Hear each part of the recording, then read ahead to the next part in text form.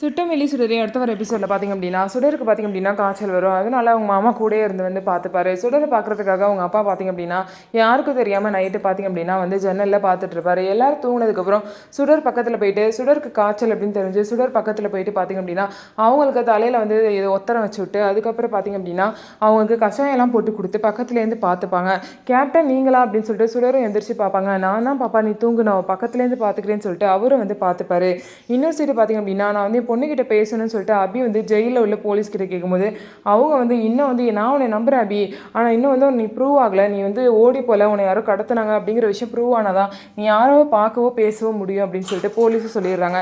இதனால் அபியும் தன்னோட பொண்ணுக்கிட்ட பேசாமல் ரொம்பவே பார்த்திங்க அப்படின்னா ஃபீல் பண்ணிட்டு இருக்காங்க. இன்னொரு சைடு சுடரோட அப்பா வெற்றி பார்த்திங்க அப்படின்னா அபி தன் பொண்ணுக்கிட்ட வெற்றி தான் அப்பா, நானா அப்பா அப்படிங்கிற விஷயத்த கூட சொல்லாமல் இருக்கா, சரியான நம்பிக்கை துரோகியாக இருக்கா, இன்னும் எத்தனை துரோகம் தான் எனக்கு பண்ணியிருக்கான்னு தெரியலன்னு சொல்லிட்டு புலம்பிட்டு இருக்காரு. ஸோ இதுக்கப்புறம் என்ன நடக்க போது அபி வெற்றி சுடர் 3 பேரும் எப்போ தான் சேர்ந்து வாழ போகிறாங்க அப்படின்னு சொல்லிட்டு வெயிட் பண்ணி பார்க்கலாம். நம்ம வீடியோ உங்களுக்கு பிடிச்சிருந்தா நம்ம வீடியோவை லைக் பண்ணிவிட்டு பாருங்கள்.